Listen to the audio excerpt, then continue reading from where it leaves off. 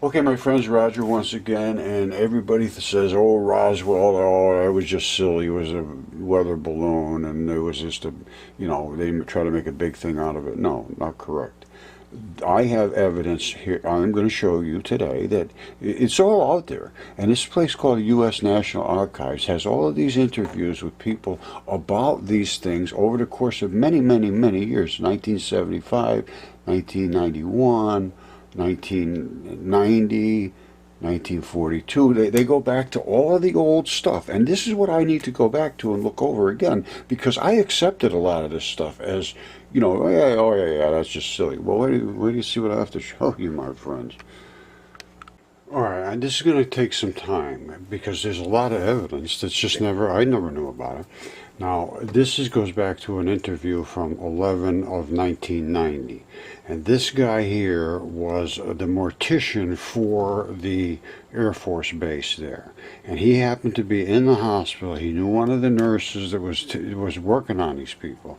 And he happened to be in there. And she said, "Get out of here, you're going to get in trouble." And she freaked out because she just got exposed to these things too. They brought in two dead ones and one that was almost dead. And so he's being questioned now. Very, very credible guy. Now listen to this. Till the next day. And I called out. I kept trying to get a hold of her because naturally I was curious and I wanted to know what was going on. Because she scooted him out of there, said, "Get out of here, you're in trouble," Anyway, go ahead. And so I called out the next day, and then probably around 11:30, she said, "I know you've been trying to get a hold of me, but I haven't been available." And she said, "Why don't you meet me at the officers club? If you have time, meet at the officers club, and we'll have lunch. And I want to talk to you." And the funeral home we had at that time, we had some of the businesses there had an associate membership to the office. All right, he's going to go on for a while here about it, but he met her at the officers club. She was all freaked out. She related the whole thing to him, told him about how the fingers, they only had four fingers, and how the eyes were, and the lips, and the ears, and the nose, and everything about him, the skin and no hair, and the opaqueness, and the eye, every little bit of detail. How big the bones were, the size of her fingers, and all kinds of stuff. The length of the bones, and all very, very, very, very serious details. And then she got transferred, and then the next thing he tried to write to her, because this is 1947, they wrote letters back and forth. He tried to write to her, and the letter came back saying she was deceased. And apparently she died, they said, in a plane crash with some other nurses. And who knows, they might all have been the same nurses, who knows, because they threatened people. He got threatened. They were going to kill him. And his father was like apparently it was kind of connected, and they came to him and said, "Hey, you better talk to your son. He's in trouble." And he did, and he's still breathing oxygen, so they didn't get him. All right, this is his talking about this lieutenant woman who was the nurse in the hospital. He knew her well, so she confided in him. She had drawn some figures of some arms and face and so on. She told me that this is what was in those, that it was a crash. It wasn't an airplane, but they didn't know what it was at that time. Yeah, but she said we have three bodies. That there was three bodies. She said two of them were very mutilated. One looked like it might have walked out, or that it, might have lived a little while. And she explained they were like 3.5 feet to 4 feet tall. Now, just so you understand, the kid that was there said that one of them was alive, and there was two of them dead, and then one of them was perfect. So the other guy obviously died. Two of the bodies were you couldn't identify much because they were practically destroyed, and it looked like maybe that they might have been a predatory animal or something might. Now don't forget, this guy's a mortician, and they owned I don't know if he owned it, but he was like an administrator and a mortician at this funeral home that serviced the government agencies in that area, and one of the things was the military base. Well, been doing some damage on the bodies too. How did she describe your head, your hands? Well, she said the head, and then the little drawings that I had, the way she explained it and the way she drew it, that the heads were somewhat larger than a human heads. The hands were long, no thumbs. It was just the long, very delicate fingers at the end of She explained the heads to be just like the one I showed you from Heath, and the fingers, she said it was only 4 fingers, but the kids said they had 3 fingers and a thumb, so. on the side at the tip of each fingers was a pad-like, maybe a little pad, but it looked like the skin had maybe a little suction, like the little suction cups on those. On the no fingernails on the hands. The head, the lips were very just a long, narrow, more or less, not full lips like we would have in most of our. That's the only thing that I didn't see in Heath's head that was that thin little strip of lips. It looks, well, it's hard to say. I mean, the damn thing been, fossilized, but I don't see it as a perfect slit, but who knows? People, but very fine line, very fine lips. There was no teeth. That was the inside of the mouth. It was kind of like a real the gums. Maybe it was.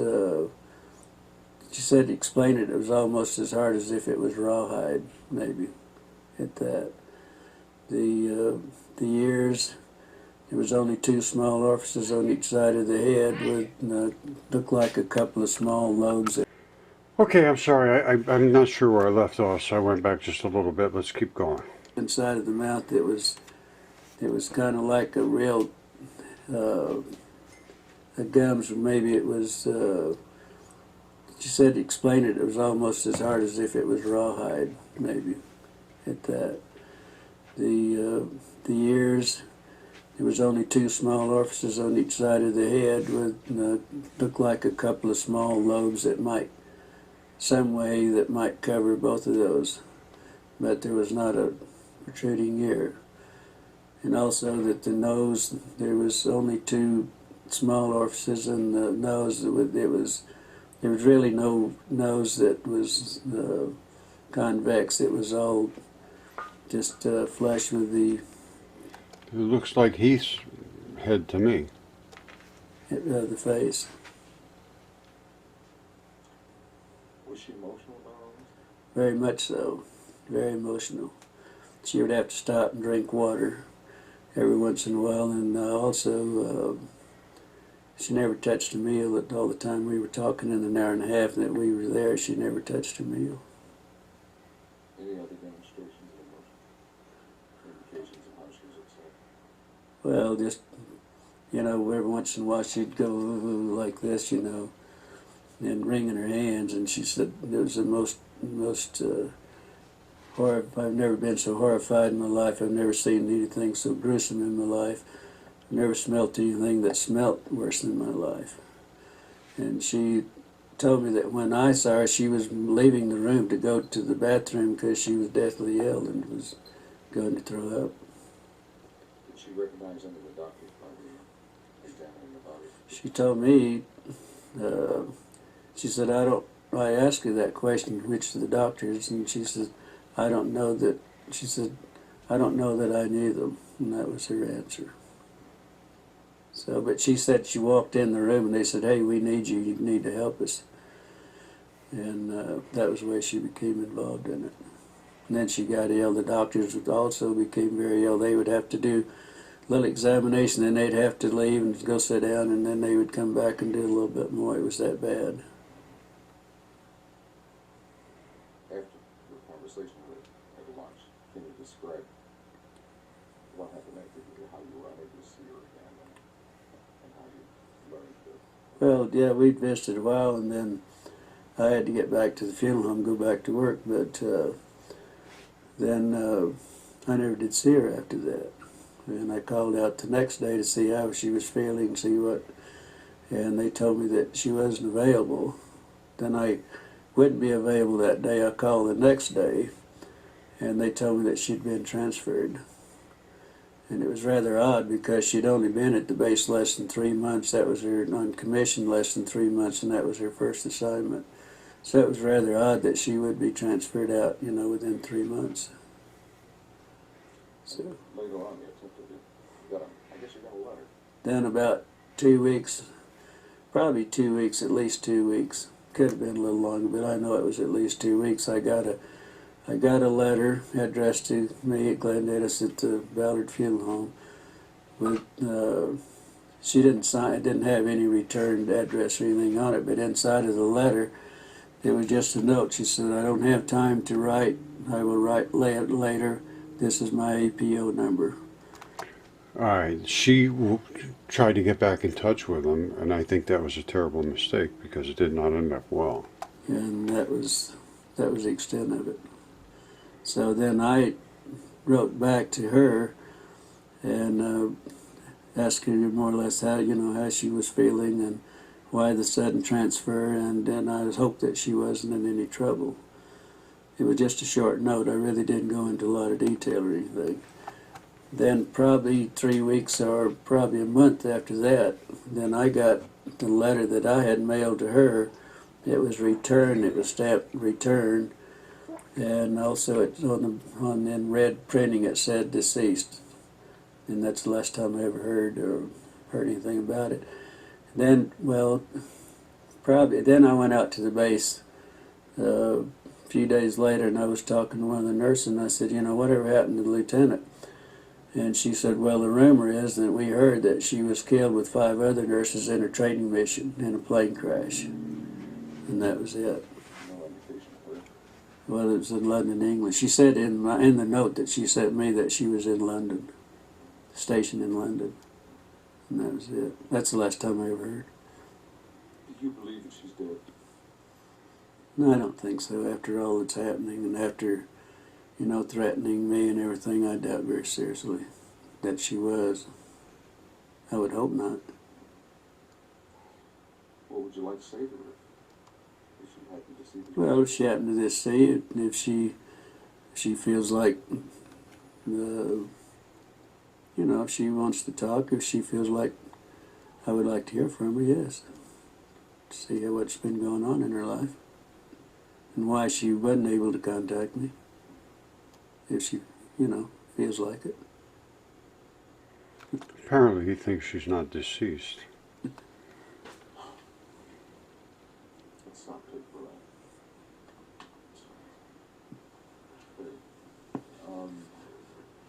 Now,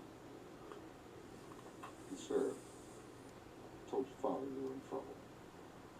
Okay, what happened there? Then the next day after I was there, when I had the problem with the officer and the black man.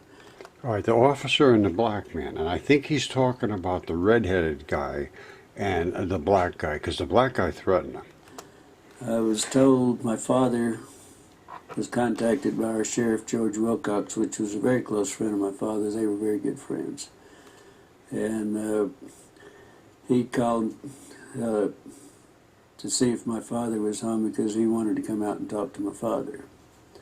And he did so, and he told my father that there was a black sergeant from the base that came to his office, was inquiring about who my parents were, my mother and my father, if I had any brothers or sisters, and all, wanted to know what my personal family, who they were and where they were.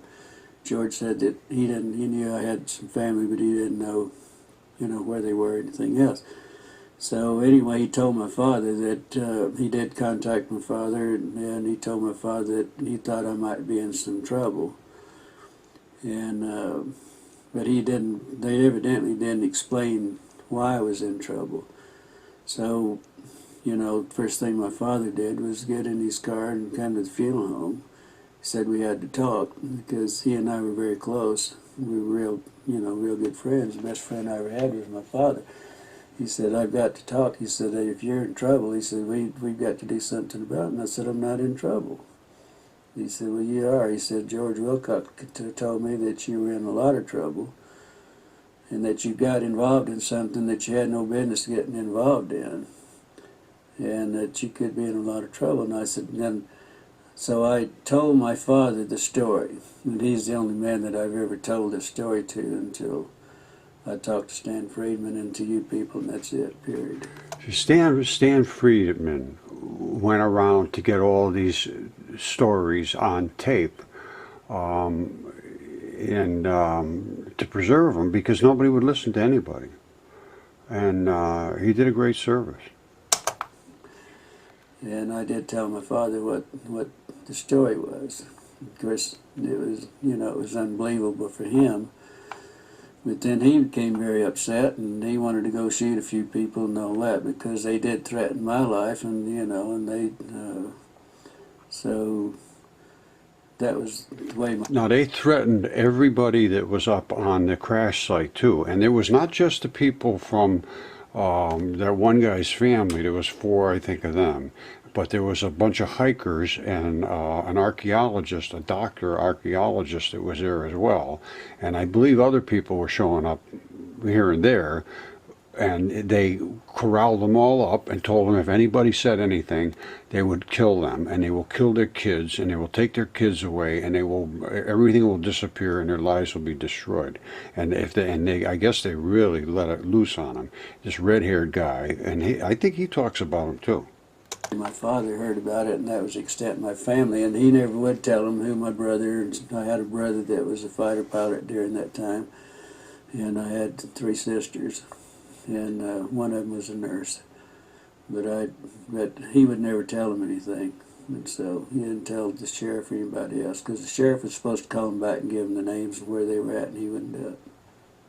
Let's get back to your friend. Did she express an opinion as to what she thought these feelings were? Did you think they came with it? Well, the only remark that she ever made was that they definitely weren't humans as we know humans, but they could be from another planet. Or the doctors were explaining this, that they couldn't be from our planet. They had to be an alien, or had to be something else, but not in our planet. She had a phrase she used to describe how they looked to her. Do you remember that? You were telling me, like little black Chinamen. Well, she said that, well, of course they were, you know, first thing she said they were black. They were just as black as they could be, but probably laying out in the elements in July in Roswell with 105 to 110 temperature every day and 80 degrees or so at night. I mean, that wouldn't be uncommon, because we picked up a lot of sheep herders of people that have been found dead that's laying in the desert, you know, for days and bitten by rattlesnakes or whatever. And they do turn, you know, as black as they can. And I know exactly what they were talking about because... Well, I'm going to just cut in here for a second. First of all, it was freezing cold up at the crash site. The craft apparently somehow, and I can't account for this, there's some chemistry there that was, there was no extra electrons in that craft. So it just emanated cold, which means it's sucking heat into it. And whatever that heat was going into it, it still stayed cold, and it must be powering it somehow. Because they said there was things flashing and lights and things going on still. And you can draw power from the atmosphere, from the extra electrons in the atmosphere. That's what Tesla was talking about. That's a whole other issue. Let me find the place about the red-headed guy if I can. All right, here's where he recounts walking into the hospital when they had these guys there and meeting the nurse that he knew that was later I never did lost. see him after that. Then I had this friend that I wanted to talk to and This see. is the nurse. This is a lieutenant nurse that I knew quite well. That had only been there approximately, only been commissioned and been out to assign. This was their first assignment to the air base. And I wanted to talk to her, and so I was going down the hall, and first thing, the lieutenant that I wanted to see was coming out of one room, going across the hall to the other, and she noticed it me. She said, "How did you get in here, and what are you doing in here?" And she said, "You better get out in a hurry." She said, "You're going to get in a lot of trouble." She said, "Would you please leave and get out of here in a hurry?" And then I turned around, and she went on into the other room. Then in about the time I turned around, there was another officer said, "Hey, wait a minute." And I said, "Looks like you had a crash." He said, "I see there's some, in the ambulances out there, I see a lot of wrecking." I said, "Where was the crash?" And he said, "There wasn't any crash." And he said, "Just wait a minute." And then he said, "Wait a minute." And I, stood there for a minute. And he turned around, and evidently he must have waited for somebody else to come out, because there was another officer coming out. He said, "This man says there was a crash out at the base." He said he was inquiring about our crash. And this was when I encountered, he was a red-headed. There it is, red-headed officer. He and the black guy were the ones that were out and intimidated the people out at the crash site. Officer.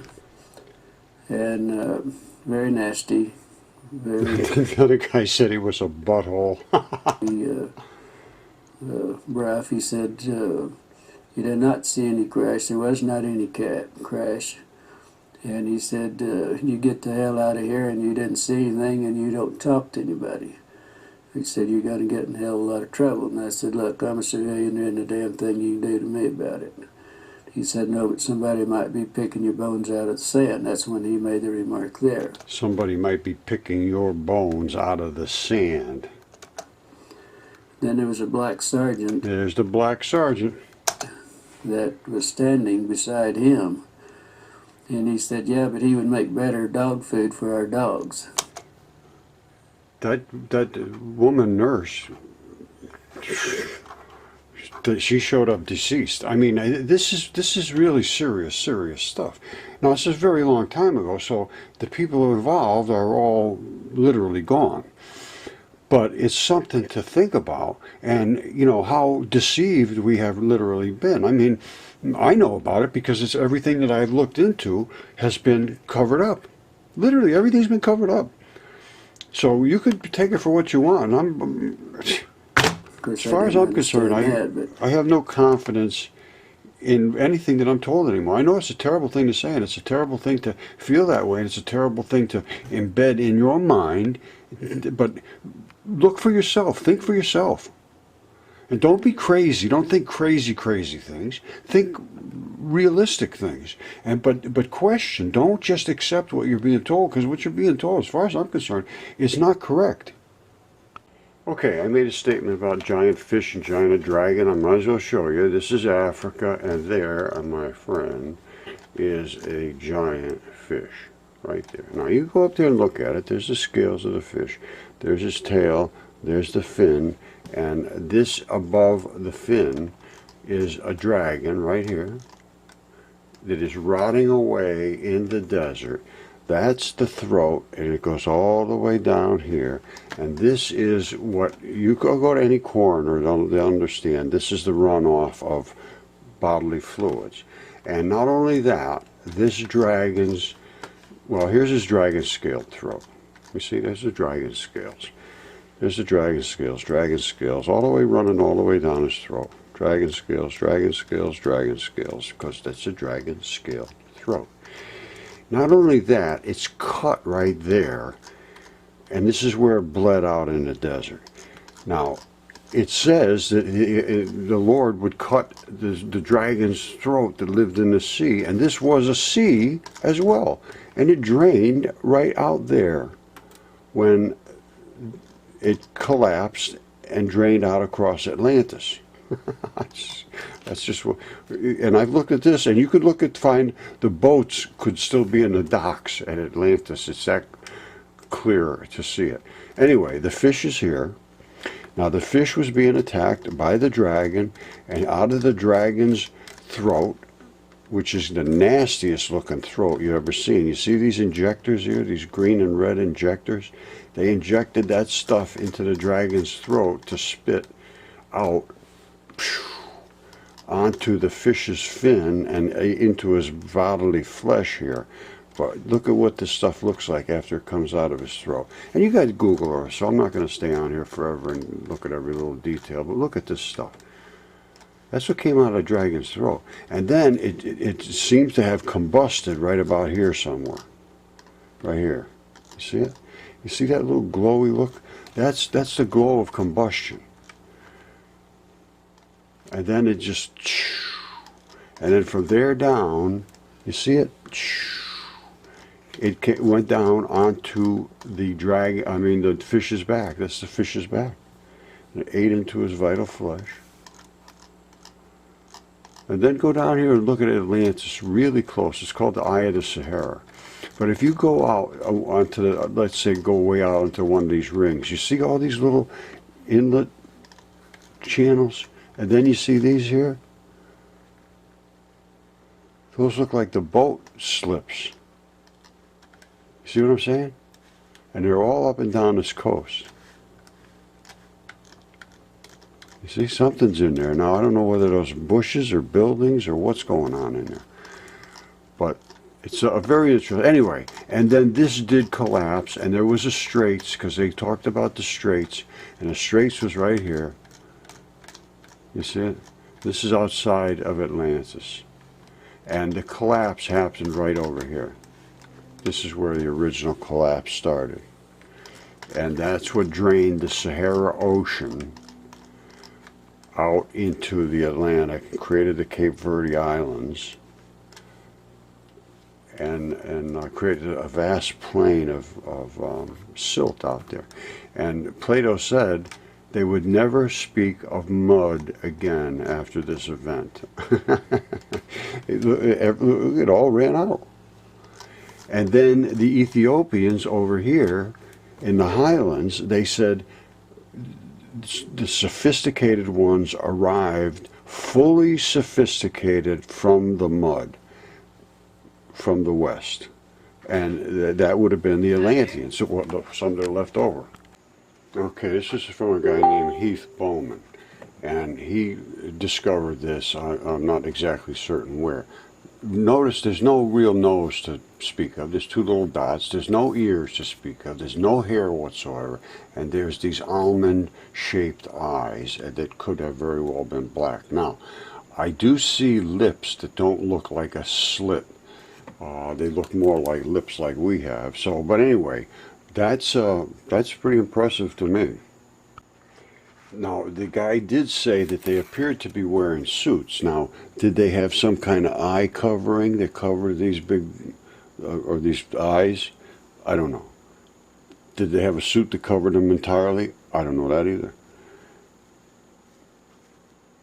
But one of the other guys that talked about the aliens, he was at the hospital where they took him, said they didn't have any teeth, and their gums were like leather, like really tough leather, he said. But he gave the exact same description of the heads and the eyes and the nose, and there was no ears. There was two little tiny buds, he said, like on the ears, that there was no real ear to speak of, and there was no nose to speak of, and it had these shaped type of eyes, and there was no hair, and let's see what he has to say. Now, if you've ever seen any of the old coverage, they show a Air Force guy sort of kneeling down, holding up the tin foil, saying, "Oh, we discovered aliens." And then they withdrew it the next day. They said, "Oh no, it's just a weather balloon." Well, this is the guy that actually discovered what it really was. Now listen to this. This is now what I want you to focus in on is the look of the creature and the temperature that it was. On the next ridge line, there was a large silver disc-shaped object was embedded in the side of the ridge line, and there was debris and wreckage and stuff. strewn about the area, but mainly this thing was intact. I would estimate its size from an adult perspective to be something like 35 feet in diameter. I've heard other people who were there say they thought it was like 50 feet, but as an adult I would say about 35 feet in diameter, quite large. When we got up to it, there were 4 bodies there, not human. There was 2 of them who were obviously dead. One of them was obviously very badly injured, and one of them apparently suffered no ill effects, or didn't appear to be injured. And See, this is where it gets very interesting, because there's another report that I was watching of a mortician that claimed that they knew about 3 creatures. And there's the 4th one, apparently was not injured, and he may be the source of everything that we are doing and driving today and listening to, and what we're watching right now. He may have been the source of all this. was ambulatory, was mobile. I was just sitting there next to the one that was still alive. It appeared to be. Were they right next to the vehicle? Right next to it, right under the edge of it.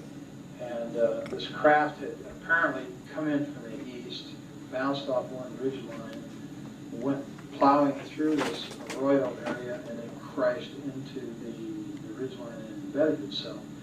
And they were sitting back under.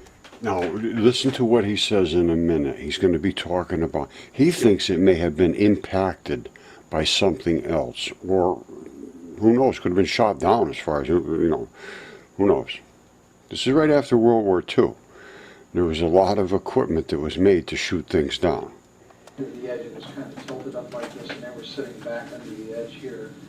And I'm assuming that this one creature that was all right had laid this material on the ground, but it looked like unrolled tinfoil that these other 3 creatures were laying on. I believe that is exactly what they showed in the press conference the next day from Roswell. Like I was trying to, like you do a person in shock, you put them on a blanket, kind of a thing. And apparently, it had some boxes there around it, and had apparently been trying to give first aid or help these other creatures when we first got there. And as we approached, the creature drew back like this, like it was in fear of us, like we were going to hurt it. That is kind of interesting that its first response was fear. I'm not certain what it means, but it's something to consider. It wasn't very long, we were trying to communicate with the adults were. It seemed to calm down and just sat there and kind of looked back and forth watching them apparently trying When he said the adults were, this is 1991. This guy apparently was 6 or 7 years old at the time it happened. In the beginning, they said when he was born. I think he was born in 1940, 41, something like that. to figure out what was going on. What did it look like a little bit more? These creatures, all of them were about 4 foot tall, 4.5 feet tall. They had very large heads that were shaped larger on the top, and they kind of tapered down. Not to a real sharp point, but just tapered down where they were thin. And they had very large, oval-shaped or almond-shaped, I guess you could say, black eyes that they were so shiny they had almost a bluish tint to them when the light reflected on them. You could see those eyes are still blue now. Now, don't forget, he's going to say that there was a suit on them, and that maybe was a covering, but let's listen. Their skin coloration, I think the best way I can describe that is kind of a bluish tinted milky white. It looked like someone in shock. And the ones that were laying on the ground really looked more that way, more blue. How about ears, nose, mouth? No, there was no visible ears on the creatures, except like if you was just to cover your ear like this, to where there was just a rise there and then a hole, without your earlobe and the rest of the ear there. How about nose? It was the nose was very small, almost imperceptible, and just like 2 holes straight in, and the lips were just a straight line. It was like a cut you couldn't see any visible lips like we had. It was just a slit. And What it hair never made color? a sound. Pardon? What hair color? There was no hair. They were Okay. completely bald. And no sounds? I never heard a sound of one, not out of any of the creatures, Did- including the one that was. Did you see fingers?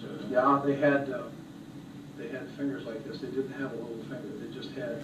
Now, I want to mention something. The mortuary guy never saw the creatures, but he talked to a nurse, which was a friend of his, and the nurse said that they had only 4 fingers and no thumb. Now, this guy says they had a thumb but no little finger. The thumb and 3 extra digits, except the center digit was longer, and the other 2 were about the same size. They were very long and slender. That's exactly what she very said, delicate. too. And I've made the statement before, and I'll make it again. I think they would have made an excellent violinist because of the structure of their hands. They were wearing one-piece suits. All of them were dressed exactly the same, and it was sort of a real shiny, silverish gray color. No zippers, buttons? No, I saw no zippers, no buttons. Insignia? No insignias. The only thing that was different, they all had this, but the only thing that was different from the silvery gray thing, suit, was that down the seam on it, like it was a seam on the shoulder and around the collar, it was That's exactly around the collar you saw of the other head that Heath Bowman had. trimmed in what appeared to be maroon, like cording. The suits were continuous with their footgear.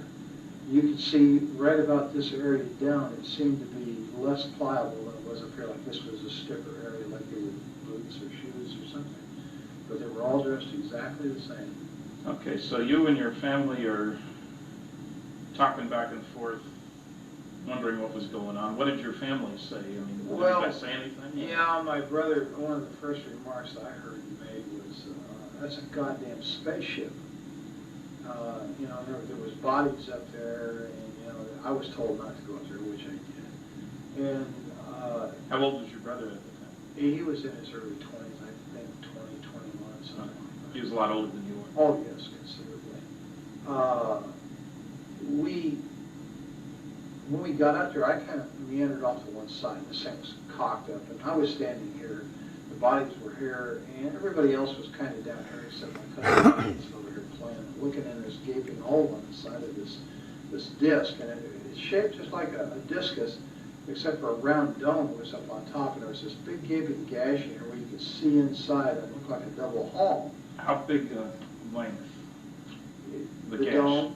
Oh, the gash. Well, it covered the greater majority from the center of the craft out. It was just like a gaping hole in there. And I'm thinking, it's like about 30 feet, 35 feet in diameter, so we're talking about 17 feet maybe. Uh-huh. And most of that one side was ripped open like that. And you could see inside, and you could see another double hole. Now, I want to say something else.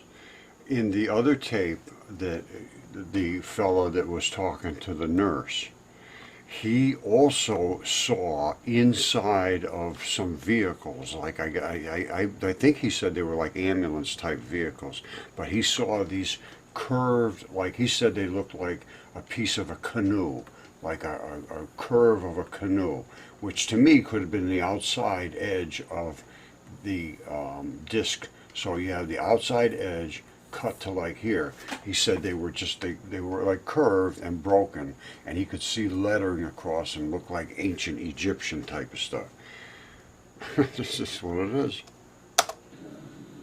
And there was these rows of components that was on there, and there was lights that flashed on and off. Some of them were steady, some were flashing. There was a lot of debris and stuff hanging out of the hole. There was evidence that there had apparently been fire. It looked like it had been burnt along the edge there.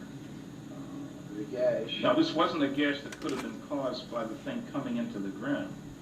It wasn't at the leading edge of the vehicle. No, this was in the side, like, it almost appeared, it was elliptical. It almost appeared as if something the same shape as the disc we were looking at had hit that same, had hit the disc and left an imprint that pretty closely. I'm going to show you what I think happened. Okay, I mean, he explained it as having a little dome in the middle and a saucer shaped, and it crashed into a little hill and embedded itself in the hill, and there was a cutout out here, not where it crashed into the hill. So he said this, it was either, he thought it was an impact, something impacted it. But what if something shot it and it came up right through here, boom, came right up through there and knocked off a chunk of this here and a chunk of this over here, whatever, and because they look like canoes, he said. The other guy said he saw debris that looked like canoes. Now, the front of a canoe. Now, you know what a canoe looks like. It comes down here and it comes way back up here. All right? Now, inside, you have like this. This would be the inside of it. So if you look down on the top, you would see this, and you would see around like this and around like that. And if it was broken off right here, you'd see a shape like what this guy said was laying up. And it could have, you know, who knows what kind of little things, because he said there was like little hieroglyphs on the side, and then you could see inside it was like a double hulled. He said virtually identical to what this guy is explaining happened here. And there's 3 aliens here that were 2 dead and 1 almost dead, and 1 that was perfect. And the other guy only talked about 3. So we got 1 missing alien in my world that it could be, like I said, the source of everything that we're doing right here, right this instant, watching. Because all of a sudden, there was an explosion of information, and new equipment and all kinds of crazy things like that. Now, there's more to this. All right, so you saw what I think possibly happened from what he explains. Let's just go back to him now. The same shape as the disc we were looking at had hit that same, had hit the disc and left an imprint that pretty closely approximated the outside diameter of the disc itself. All right, so what he's saying is something hit it, smashed into the side of it about the same size as this. So it made like a cut like this. All right, and that's where these came from, I say. And I say also what you would get that same effect if a little missile came flying up through here. It would blow that hole right open, and that's what he would see is the same thing he's talking about. So, let's continue on. And it appeared to be caved inward. Okay. And kind of like, I guess it just crumpled and caved in and ripped it open. Okay, so you're there, you take all this and everybody's mystified. What were the circumstances outside? Hot, cold? Very, very hot. Well, to me.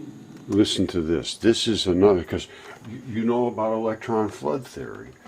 And all heat and cold is excess electrons. He's in the heat, and if it got cold, it means electrons are leaving the area that he's in, which makes it colder. Being the first time in New Mexico and coming back east, that dry heat was just like being inside of an oven. It was unbelievable to me. And that was the odd part about this thing. The closer you got to it, the cooler it was. The closer you got to the craft, the cooler it was. That means that there is less electrons in that zone around that ship. Now, we're going to talk about that later, but in electron flood theory, no question whatsoever, when electrons leave, it gets colder from where they're leaving from. When they flood into something, it gets warmer. It's electron flood. It's heat and cold.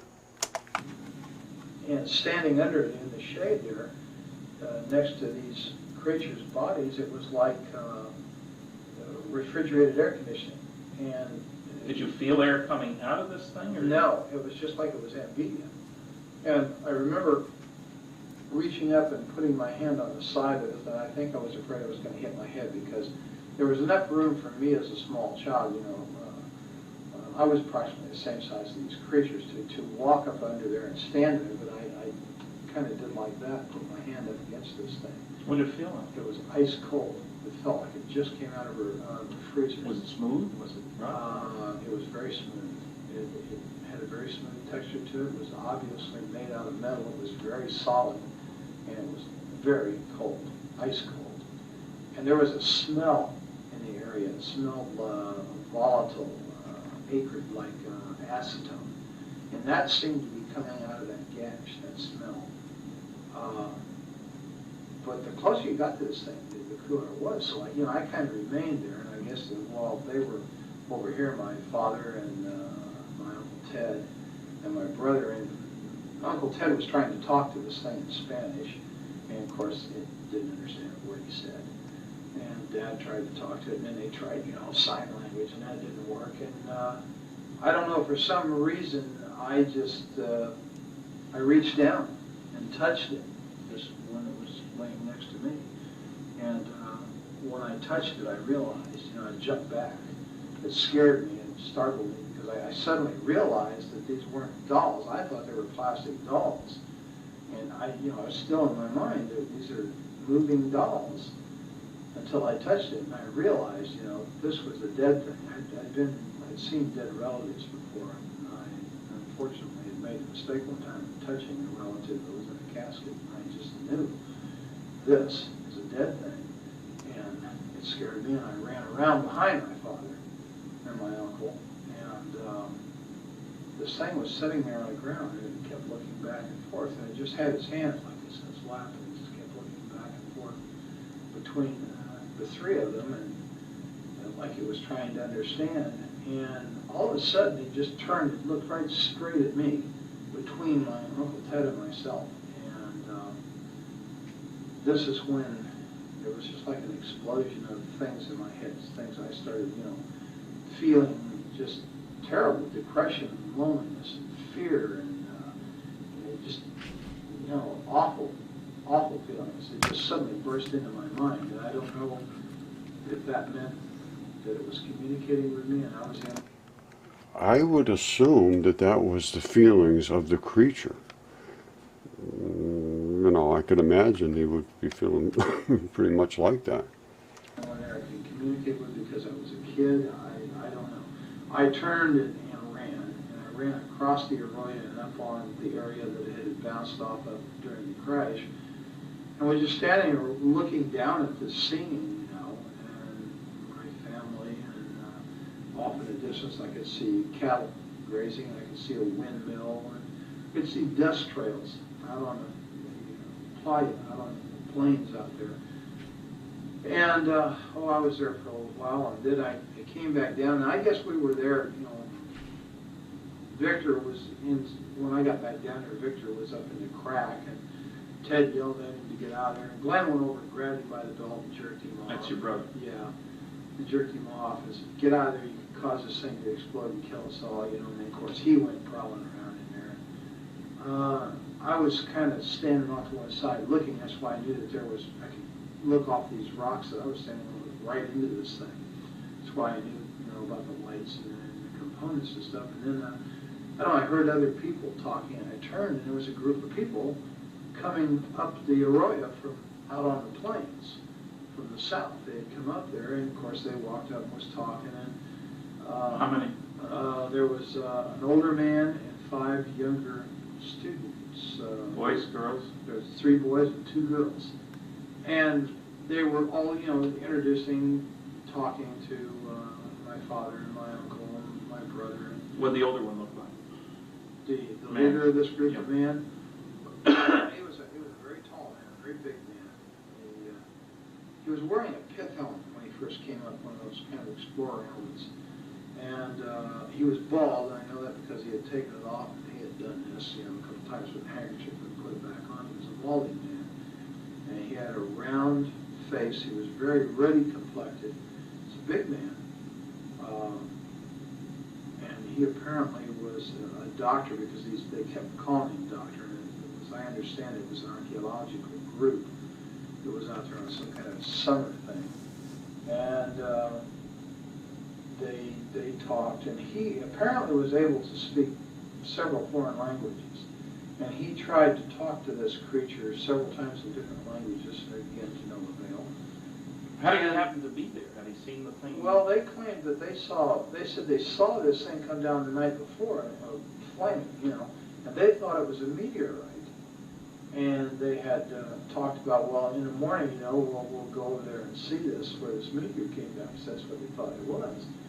And when the sun came up the next morning, and they got about their business and got up, and somebody looked over and said, they saw all the shiny metal and stuff across the plains there, and they realized it wasn't a meteorite, it may have been an airplane that had crashed. So they all decided to go over there and see if there was anybody who was alive, that was hurt, that needed help. They had driven over? No, they walked over, apparently, the way I understand it. And it's quite a ways across that plain, so it had to take a very long time to do this. Or they may have had a vehicle, I don't know. That's an assumption, I think, on my part. They Okay, walked. so they're around with But your they family. came across the plains nonetheless. I'm not sure if they drove or not. I didn't hear any cars. And then somebody else showed up. Yeah, they were down there just, 15, maybe 20 minutes at tops, and they were picking up things, some of the students. And this Dr. Buskirk, that they called him, this one girl went up and said, "Look, doctor, wouldn't this make a beautiful ring?" And she was holding what looked like a red rod, or a red tube of some kind. It was kind of a silvery red. And he kind of snapped at her, and "Put that down, Agnes. You don't know what that is. I think it hurts you. Just don't pick this stuff up." And she kind of said, "Well, yeah, okay, doctor." And then he went back to what he was doing, and she walked away and put it in her pocket. And a lot of them were doing this, sort of picking up things and feeling things. I was picking up things and feeling things. There was all kinds of material, metal, and stuff laying around. Then we heard it. Well, we all heard it. The sound of a motor coming like a truck.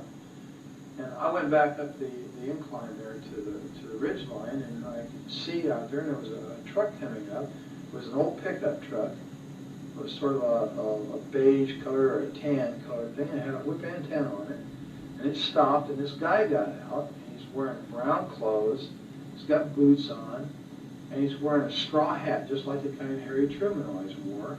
And he had wire-rimmed glasses. He was a big man, and he looked exactly like Harry Truman to me.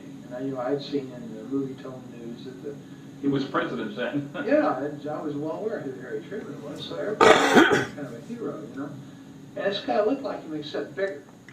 And I don't think he didn't look as old either. His hair was kind of light gray. And he walked over there, and they got to talking, with everybody. And he told them that he worked out on the plains out there, and that he made maps, and that he had seen the wreckage from out there on the plains, and he saw the people, and he thought it was a plane wreck, and just something was going on. He came over there to see. And he hadn't been there but just a very, very few minutes when we heard all kinds of motors and engines straining and stuff. And here comes a military car with a big white star on the side of it, followed by a 6x, which is a military truck with a kind of canvas wagon type canvas thing over it, and it's full of soldiers. They've got guns. And right behind that was what we call a 4x, which is like a medium-sized Jeep truck situation. And it had two big high whip antennas, all kinds of radio gear in the back, and a guy back there with earphones and stuff on, and he's, working these radios. And they all pulled up and stopped.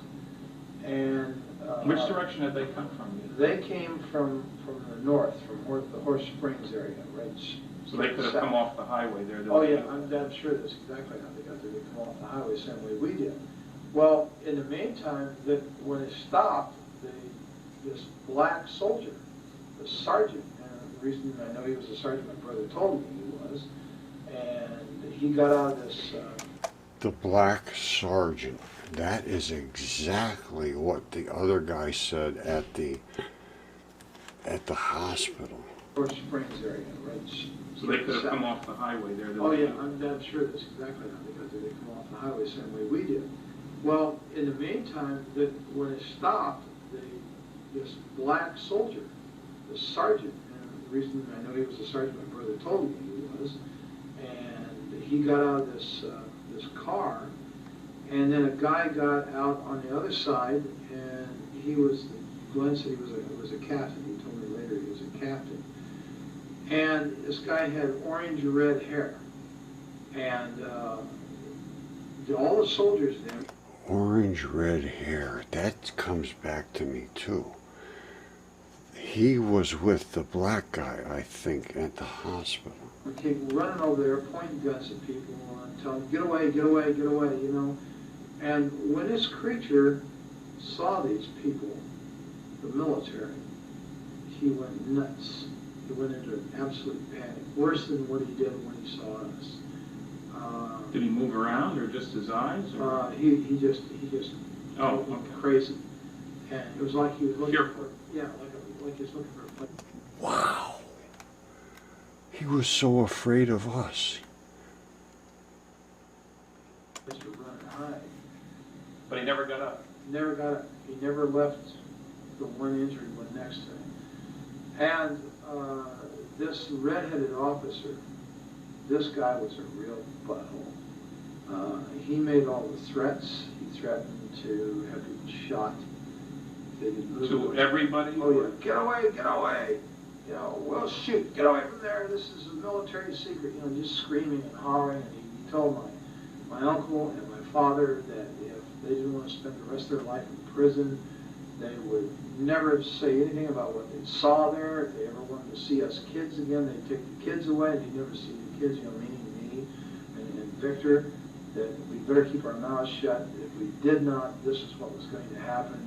They were threatening people and pushing people. And The students as well? And Dr. oh yeah, Westbrook? they were hustling everybody. And one of the soldiers pushed my uncle. He had a rifle like this, and he shoved it back like that. Well, that was something you don't do to my Uncle Ted. Ted had a violent temper, and he grabbed the rifle and reached over top and smacked this guy and dropped him right there. Ted had dropped, fight had dropped with a hat. This guy's a cowboy. He'll hit you in a minute. And of course, when he did that, there was bolts opened, and I guess cocking, they were cocking their rifles. They were pointing guns at people, and everybody, Buskirk and Glenn and Dad, grabbed him, you know, pulled him back and got him away. Don't, man, they're going to shoot. Don't do that, you know, trying to stop this. And I think we came very close to having someone shot. Then it really started threatening, you know, and they interviewed me. Well, did the redhead do all the talking pretty much too? Pretty much, except once in a while the sergeant would chime in and make statements like that to other people in response to the redhead. Mainly it was the redheaded. Was there a name tag? Yes, there was, and his name was Armstrong. And I'm not sure if I know that from having read it or know that from remembering it and now being able to read it in my memory, or if someone said that to me. But his name was Armstrong, was right here on his uniform. Now, they chased you guys away pretty quick. Yeah, they did. And they herded us up on cattle, and it moved us up to the Arroyo, back in the direction we come from, over the protest of this Dr. Buskirk, who said, no, we've got to go the other way. We came from over there. I don't care where you came from. Get your ass up the Arroyo. And they ran us up the Arroyo. And So you get to your car then? right. Now, they take us up the Arroyo, and just below the hill that we came down, they broke us off and moved us up the hill. Now, this whole time, no one has ever frisked us down. No one has ever checked our pockets to see if we picked up any of this material. And this girl, Agnes, still has that stuff in her pocket, and some of the other students had stuff. To my knowledge, up to that point, they had not been searched. Whether they did so afterward, I don't know. They never searched us, ever. They run us back up the hill, and when we got to where the car was parked, where Dad had parked the car up there, there's a Jeep with a guy sitting in the back, and there's a mounted machine gun in the back of this Jeep, and all these soldiers. The Jeep pulls out, we're told to get in the car, we follow the Jeep, and the soldiers go with us, all the way back out to the highway. When we get back out to the highway, They set us right there. They wouldn't let us out of the car. They wouldn't let us move forward. I don't know whether they were making a decision or what. When we got out on the highway, this place was absolutely full of military personnel, military equipment. There was airplanes sitting out there that they had landed on the highway. Did you see any airplanes when you were back at the site? Yeah, there was airplanes in the sky, but nobody thought much about it. You know, I didn't think anything about it. I was used to airplanes being in the sky, having, you know, been raised in Indianapolis, Indiana, the home of the Northern bomb site. You know, the sky was always full of military aircraft. I never thought nothing about it. And when we get back onto the highway, there's observation aircraft, you know, high-winged aircraft, and there's one, what I know now to be a C-47 sitting there, and how we didn't hear that land's beyond me. And how he landed, well, of course, I guess you could land if you're a good pilot out there, so no telephone poles or anything. And it was, they had tore the fence down on the north side of that highway, and all this equipment was setting back up there, and that plane was up there, and they were taking stuff out of the plane. There was military ambulances, and there was trucks with wreckers. Military ambulances, that's exactly what the doctor, the mortuary guy talked about. Cranes on it, and there was tankers, like maybe had fuel or water in them. There was just, everywhere you looked, there was military. And A major recovery operation. Yeah, it looked like an invasion force. It really did. And they were all wearing these light khaki uniforms. They didn't look like, you know, olive dress. They were light khaki. And they all had the same patch over there, that kind of blue funny patch with the circles on it, was on their shoulder. And Did you have any clue as to where they came from? Did your brother or your uncle? No, I don't know where they came from. I don't think anybody ever ascertained that. There were a lot of them had MP patches, and some of them were wearing nightsticks off of these webbed utility belts. They had nightsticks, and they had 45s and holsters, you know, the automatics in a full holster. And these were the people who were given most of the orders. They had the road barricaded off out there, and we sat there for a very long time, and, you know, we were getting thirsty and everything, and we asked, you know, if we could go back to Horse Springs and get some water. Oh, no, you can't go through there. And right after that, they said, no, you just turn around and you head out of here now, and you go to Socorro, and this is a redhead again. You keep your mouth shut, just keep going, and don't look back. Well, and so we drove away, you know, and Dad and I said, hell, we'll go to Magdalena, we'll get water in Magdalena, you know, because that's where John Trujillo lived, their relative Ted. And so as we drove away, I was looking out the back window, and I could see Dr. Buskirk and these kids, and that guy that got out of the pickup was standing there, and this Dr. Buskirk was doing just like this in this red-headed officer's face, and he kept pointing back behind him. And I guess that meant, you know, we got to go back that way, and he was fed up with this guy or something. He was shaking his finger in his face while they were yelling at each other. And that's pretty much the last I saw of the whole situation. I don't know what happened after that, because we just kept going. Did you get home before dark? Oh, yeah, it was before dark. Of course, it was in the summertime, so it didn't get dark till way late. And we stopped in Magdalena very briefly, and, you know, and it just kept going. And the adults were really funny, and they were really scared. And I had very rarely, you know, well, of course I didn't know him that well, but over the years I knew that Ted was not much of a disciplinarian. He really didn't discipline the kids that much. But he really knocked the fire out of little Victor.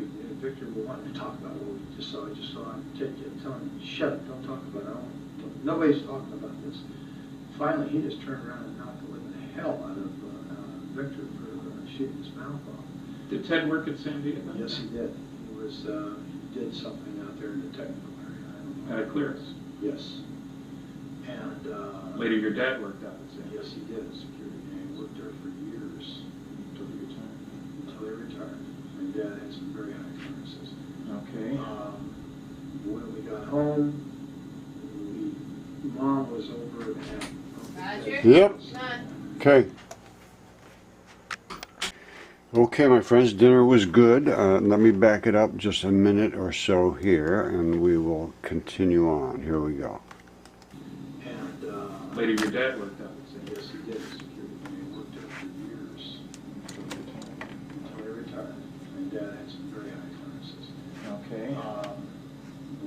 home. Mom was over at Uncle Ted's house, and Mom perceived instantly that something was wrong. I said, "What's wrong with Lynn? He's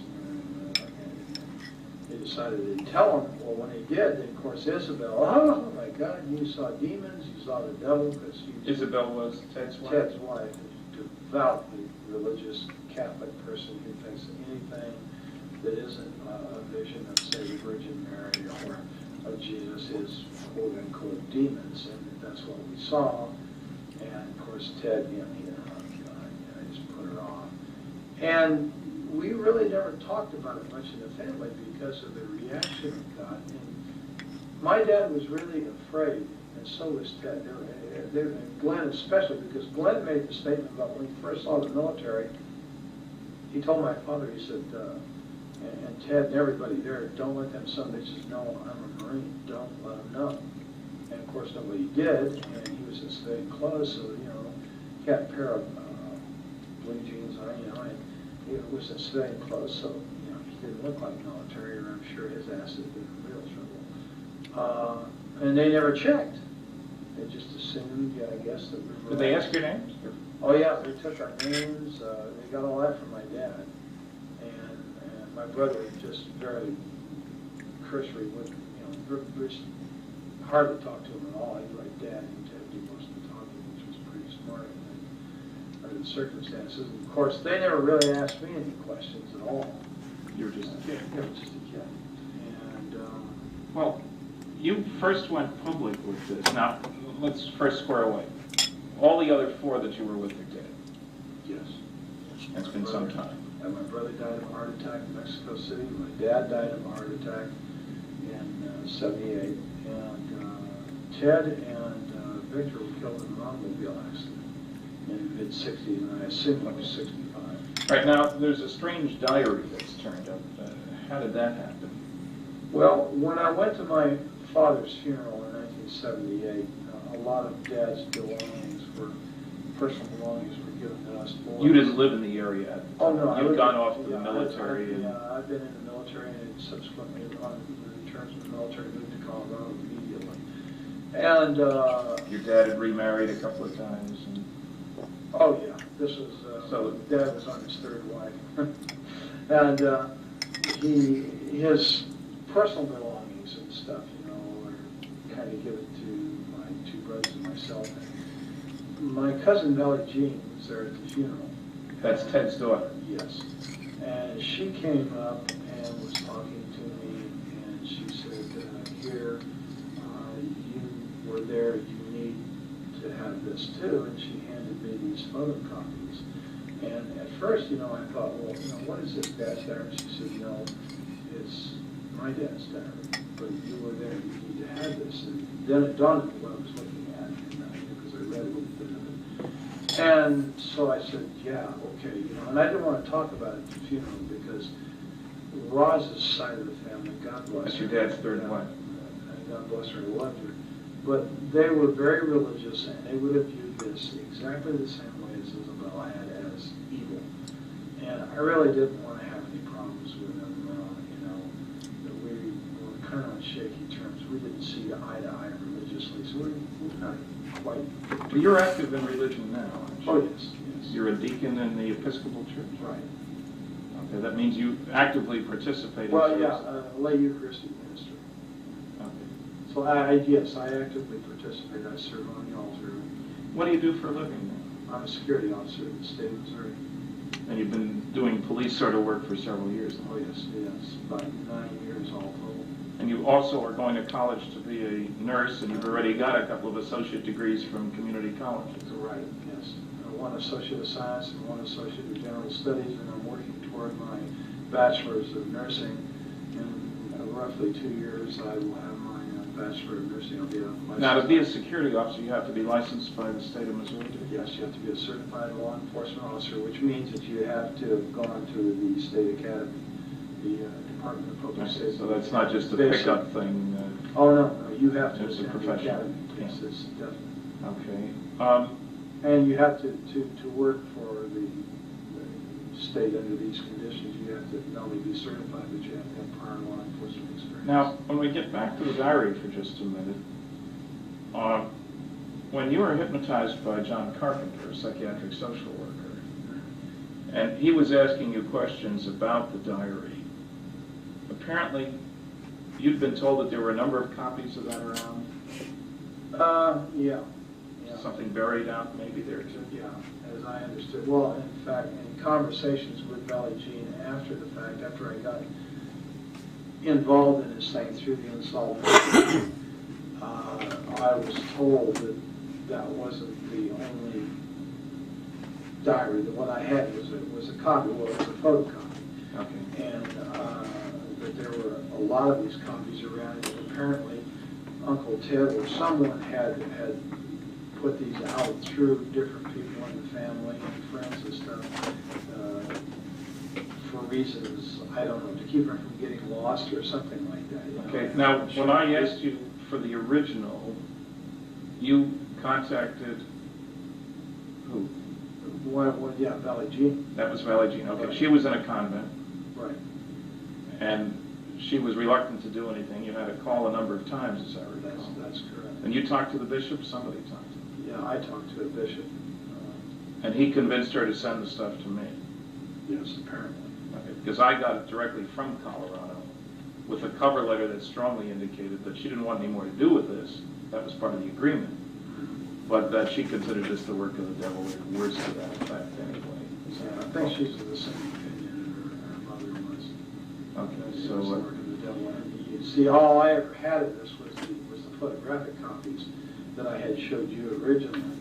And as I understand it, you received the original. I received the copies, original the from which originals. those have been made. They were partly burnt. She mentioned she had intended to burn them, but because of your persistence and with the agreement that I never contacted her, she would send them to me. And as you know, when I had forensic analysis done, it showed that the ink dated from the early 70s. The paper could have been available in 47. So it's clearly not an original. But it was also done before there was any publicity about this case. Anyway, as I know, I was the first one to get involved. Exactly. Now, as you know, we have discovered, not I, but you had identi-sketches done by a police artist of the various people involved in this. Right. And as you know, there is a picture, several pictures that seem to indicate that Dr. Buskirk was Dr. Winfred Buskirk, who received his PhD at the University of New Mexico. And you would describe him as in his late 30s, early 40s. It turns out he was 39 in 1947. He was bald and been bald most of his life, even up to then. Was there other contact between you and he at that time, as far as you know? Your family and him, or? I don't know. Well, I not to don't your think, knowledge. I don't, not to my knowledge, I don't believe my dad had ever contacted him. There's a possibility that Ted may have, and I'm not sure why I think Valley Jean had alluded to the fact that Ted had been in contact with him, and that they had corresponded and this kind of thing. But as far as any personal knowledge of it, no. Okay, now you didn't tell your story really until the Unsolved Mysteries program was rerun in January of 1990? That's right. That's when you contacted them, got my address, wrote me, wrote Yeah, Kevin Randall, yeah. and It was were a little kind of- upset that the program wasn't quite accurate. Well, yeah, that was the whole thing. It started off as a fluke to begin with, because everything that I saw didn't jive with what I had seen personally. I guess I was kind of miffed, here all these years. I had been primarily forced, by not only by others, but by, my own sense of survival to keep my mouth shut. And wow, here it is, it's on TV. They got it wrong. That's, I just impulsively called the number and told the lady, wait a minute, that thing was wrong. Well, how do you know that, sir? And I said, well, because I was there, that's why. And boy, that apparently pulled somebody's string. Yeah, and the key thing that was wrong, of course, there were a few mistakes in an otherwise excellent program, was that they had that, the Barney Barnett, the civil engineer story, over near Corona, and you knew that it was over in the plains. Right. There's a lot more. Well, yeah, and then the fact that the thing looked like a tin flat hat or a tin top hat, and it didn't. It was disc shaped, and Barney Barnett or whoever the guy in the truck was did not drive right up to it on a road. It wasn't parked conveniently next to a thoroughfare, you know. Right. And there was just things like that. And I don't know.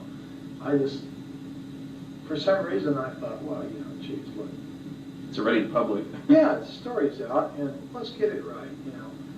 Of course, I don't think I realized at the time, you know, how involved this was going to be, but What kind of you live and response? learn. Now, I got you together with John Carpenter, the psychiatric social worker, and you guys had several sessions, and then we flew out to the site. You're reasonably convinced now that the second time around out there, we did find the exact location. Yeah, the first time in, you know, it was like 43 years. And we're in a helicopter. And I was in the air this time, and last time I was on the ground. And so, you know, the landmarks were a little confusing. I was positive I was in the right place. But until we actually got on the ground, John and I, and retraced the route in there that we had come in the car, I wasn't absolutely sure. There was two ridge lines there, and I wasn't really sure of which one it was. And I had the feeling that the first one that I pointed out was the correct one, but once I went in on the ground on foot with John, I knew instantly that it wasn't that one, it was the other one, and I'm absolutely positive that that's where I was at. There's no question in my mind. And you will recall that you described the woman who sold you the pop on the way in? Right. And we found the older woman there who said that was exactly what she looked like in the Right. audience. And I'll never forget that lady because I had it with the heat. I'm telling you, backseat of that 40 Plymouth, down those dirty old roads and stuff, and for mile after mile. And of course, my dad was one of these kind of people. When he got in the car, it was point A to point B nonstop. I don't know why. He just never stopped to smell the roses along the way. And so, you know, I was pretty sad shape, and you know, I remember that lady quite well. What kind of response have you had? You went public, I mean, John talked to a newsman, you both talked, he called me. In the Springfield newspaper, paper carried a very straight, very large article, and that got spread around by lots of people, so suddenly you're a celebrity, if you will. What kind of reaction from the people who knew you on campus where you worked, your friends? Oh, very, very few negativists. There's the noisy negativists, you know. We have those. But in general, Is that generally in general, supportive. 99% of the people were incredibly supportive. Only one professor at the university was of the negativist type that was vocal about it. Everybody else just 100% supportive.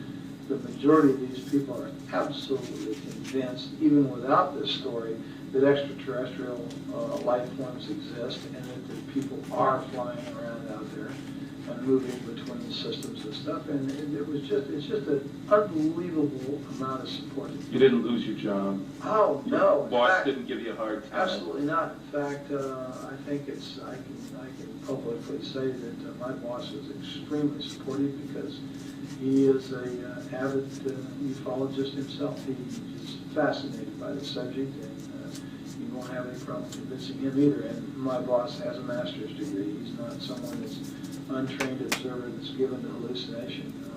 Most of the people who are the most supportive of me are people with very high educations, very, very solid education, very solid, upstanding degree people, not given to hallucination. You attended a UFO conference with John Carpenter, and he gave a paper, I guess, and introduced you. Sure did. And you've got a response from that audience, too. Yeah, 100% supportive. I was really... That's interesting. They were all very supportive. This is back in 1991. That's almost 30 years ago. Let's just look at a couple of things. All right, this is about the Roswell files, and they talk about this guy Gerald Anderson, and they really destroy him in this piece. They say all kinds of things bad, that he made mistakes about this, he made mistakes about that. Well, I'll tell you something. Nobody that I know of would understand about the electron flood theory and that saucer being cold. And then I could show all the evidence that I have to support what he said, and then all the other witnesses corroborating testimony that pretty much points to that this guy was not lying. And well, the red-headed guy, the black sergeant, things like this, people disappearing, it's not good.